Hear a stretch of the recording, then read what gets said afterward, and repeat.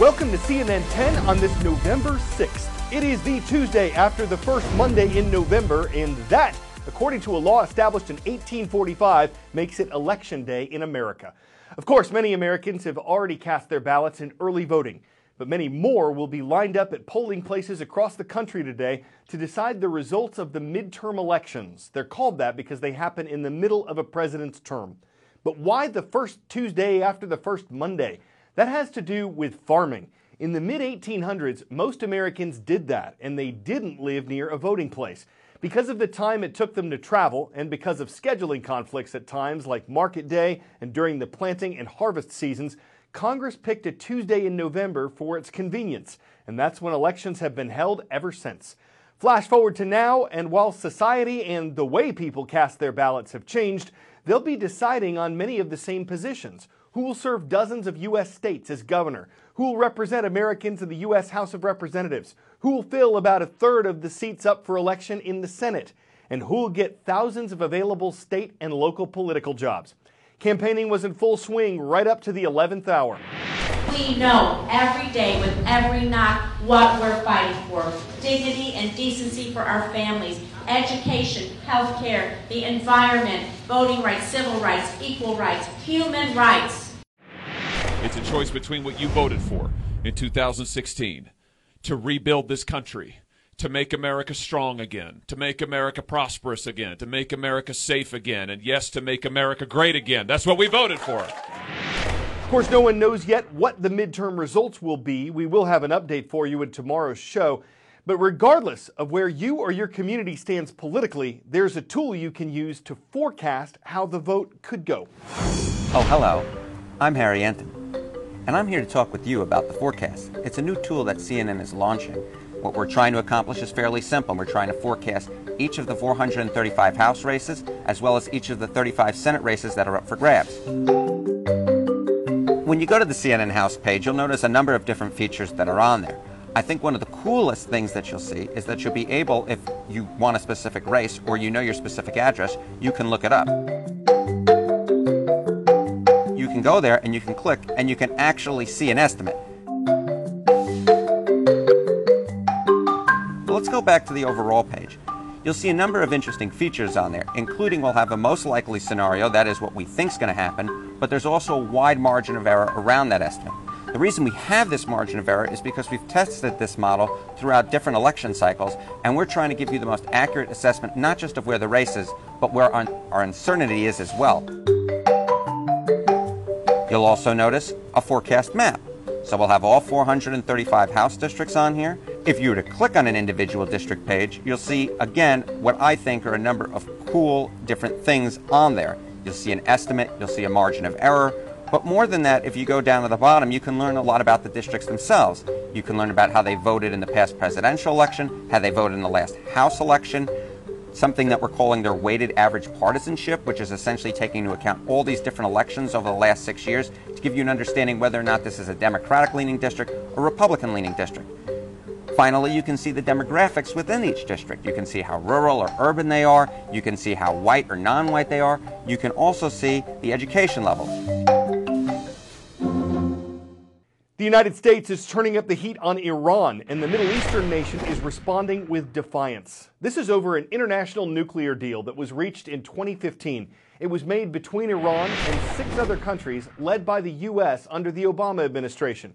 Iran agreed to limit its controversial nuclear program, at least temporarily, and allow international inspectors to make sure the country was doing it. In exchange, the U.S., along with China, the European Union, France, Germany, Russia, and the United Kingdom, they all agreed to remove penalties on Iran that were hurting the nation's economy.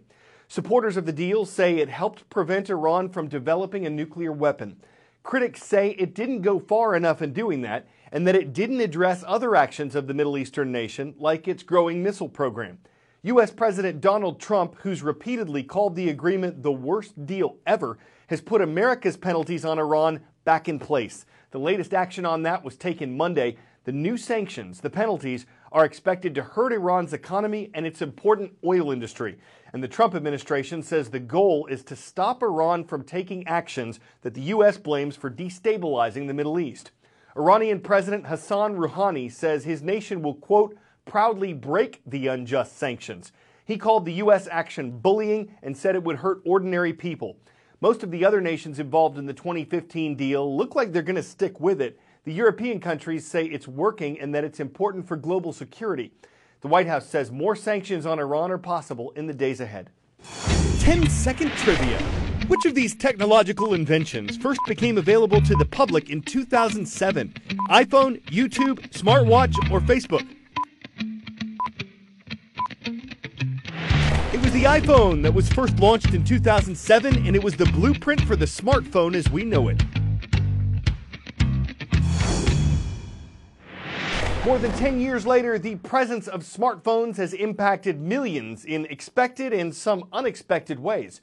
Just like there was a day when people only dreamed of having email, social media, and movies on a pocket computer, there was a day when some never dreamed there'd be something called nomophobia, a term for no mobile phone phobia, a way to describe smartphone addiction. And while the technology has improved dramatically in a short amount of time, it's brought concerns about how the brain responds to notifications or messages and what kinds of effect this technology is having on our attention spans. Some young adults that CNN spoke to said face-to-face communication has been affected.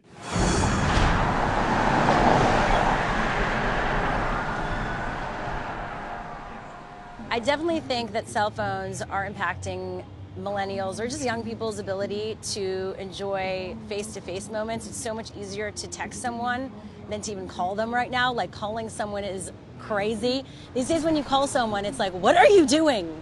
Like, this should be illegal. You're encroaching on my space. I think millennials are going to have issues with being able to make eye contact and talking to others, but I also have seen a lot of millennials that have done great things and can do those things. I think that is just what will set you apart as a millennial. I think with cell phones, there's pros and cons. On the one hand, it helps bring people, it helps people stay connected and tuned in, even when they're thousands of miles away or halfway across the world from each other. But at the same time, also threatens that face-to-face contact and ability to build closer relationships. I definitely think it's going to impact the way that the future generation connects and communicates with each other in real life. And empathy, empathy comes not through phones, it's through being with each other and understanding each other in a real way. And so it's kind of scary to think that that the future generation won't get those cues that you get when you see someone face to face. We're uniting ourselves virtually and digitally, but that's kind of a facade. We unite ourselves on a platform, and on the digital platform, which is great and can be great because you can keep touch with people on the other side of the planet with ease, but at the same time we almost ignore our neighbors in real time that are walking right by us. I mean, you look down the street, everyone's walking with their phones, but we are so distracted by this instrument that we stop paying attention to the real world, whether it's traffic laws or whether it's just social standards, I guess. The less communication and the less face-to-face interaction, the less even physical contact perhaps that we have with people, the easier it is for us to create, to feel that we're different and to feel that we're separated from somebody else.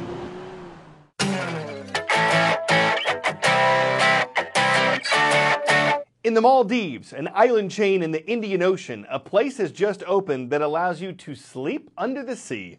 It's a 2-level hotel. It comes with a butler and a chef. It includes an infinity pool just above the water and a master suite about 16 feet below it where sharks will swim overhead as you fall asleep. Or try. But some folks will find it a little on the pricey side. A 4-night stay costs $200,000. And that's a little high considering the place is a dive. Your friends might wonder, what are you thinking? They'll see red if you spend that much green for a night in the blue, but as long as you're not claustro-aquaphobic and you don't mind shelling out a couple 100,000 clams, it takes some piratical willpower not to call them and hotel them all about it. I'm Carl Azuz, and that's CNN 10.